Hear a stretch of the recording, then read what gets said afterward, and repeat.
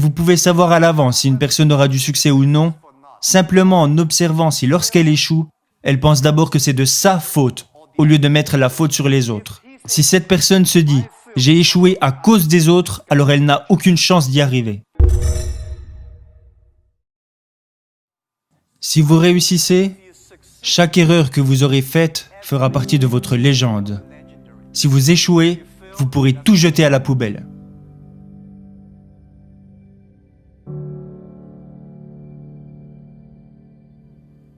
Tout le monde fait des erreurs. Tout le monde rencontre des problèmes. Et très peu de personnes sont prêtes à vous écouter. Mais le jour où vous aurez du succès, là les gens commenceront à vous écouter. « Ouah, mais tu es génial !» Non, je ne suis pas si génial. Je suis né dans une famille issue de la classe moyenne. J'étais très mauvais à l'école.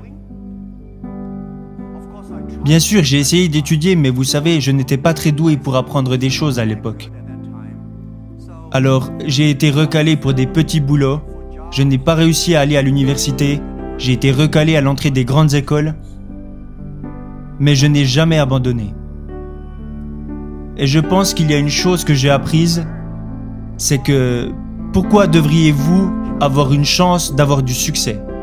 Tout le monde devrait s'habituer à l'échec, plutôt que de s'habituer à être accepté par les gens.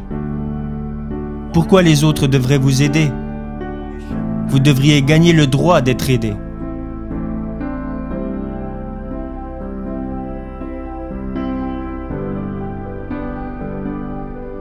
Alors, ce que j'ai appris, c'est de ne jamais abandonner. Je me disais, mon opportunité n'est pas encore arrivée pour le moment. Et quand vous entendez tout le monde se plaindre, c'est là que vous trouvez votre opportunité.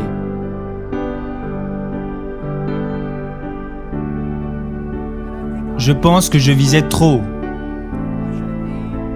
J'aurais plutôt dû essayer d'accompagner et d'aider les autres autour de moi. De toutes petites choses. Je n'aurais jamais pensé que j'aurais pu en arriver là. Il a fallu 18 ans pour qu'Ali Baba atteigne la taille que nous avons aujourd'hui.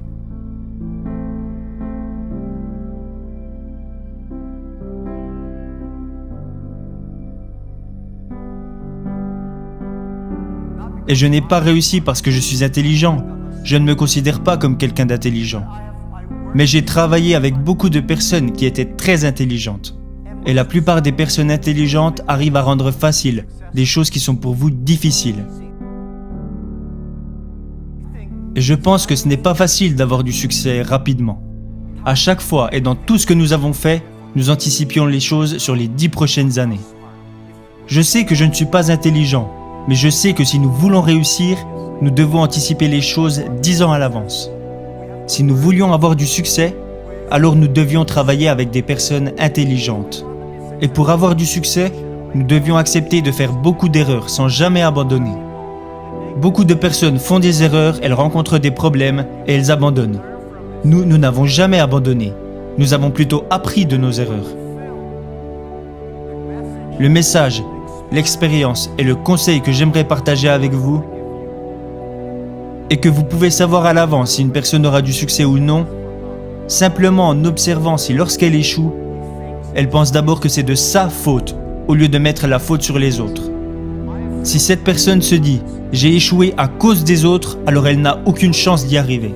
Les personnes qui échouent et qui disent « c'est de ma faute, je n'ai pas fait ça correctement, j'aurais dû m'y prendre autrement », ce type de personnes ont une chance d'y arriver.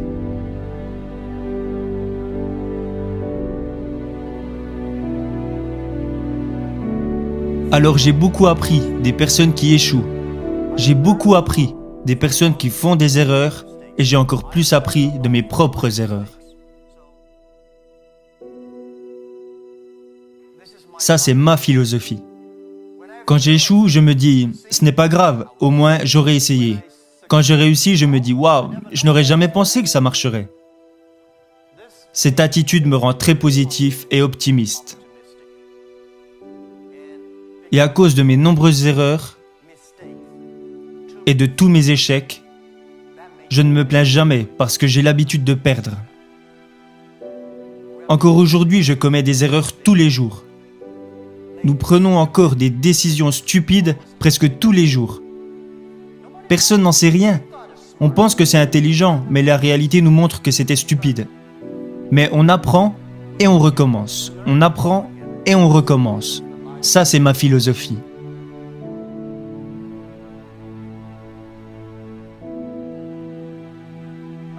Alibaba a vu le jour sans argent, sans technologie et sans employés.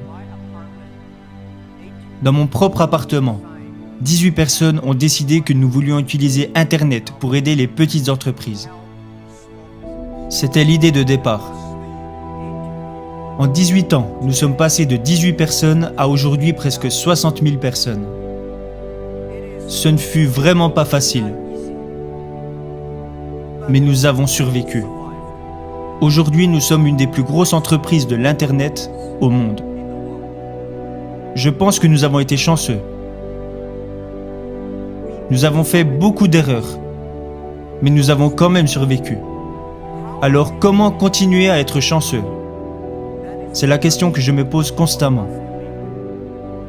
Je pense que si vous voulez continuer à avoir de la chance, vous devez être prêt à partager votre chance avec les autres. Vous partagez la chance avec les gens, vous aidez les gens, alors dans le futur, vous pouvez être sûr qu'ils vous aideront à leur tour. Ça a été ma façon de penser ces 10 dernières années. Alibaba est né en Chine. Mais Alibaba ne devrait pas être considéré comme une entreprise chinoise. Le jour où j'ai choisi le nom Alibaba, Alibaba n'est même pas un nom chinois, c'est un nom arabe. Les Iraniens disent que c'est un nom iranien, les Turcs disent que c'est un nom turc. Pour être honnête, j'en sais rien. Ce nom fait référence au conte Alibaba et les 1001 erreurs, ou Alibaba et les 1001 nuits, comme l'histoire. Nous voulions faire de cette entreprise une entreprise qui a vu le jour en Chine au service du monde, au service de toutes les jeunes entreprises de la planète. Chaque siècle a ses entreprises. Microsoft et IBM étaient les entreprises phares du siècle dernier. Alors quelles sont les entreprises phares de notre époque, du 21e siècle ? Et je pense que nous devons éviter de penser « c'est évident, c'est Alibaba ». Nous ne devons pas penser « nous gagnons de l'argent en aidant les entreprises chinoises ». Nous devons plutôt penser « nous gagnons de l'argent en aidant les entreprises du monde entier ». Nous sommes au service de notre époque. C'est seulement en pensant de la sorte que nous pourrons faire plus. Nous avons aussi un petit business qui s'appelle AliExpress. Peut-être que pour vous, AliExpress est une grosse entreprise, mais au sein de notre propre compagnie, AliExpress représente moins de 1% de notre chiffre d'affaires.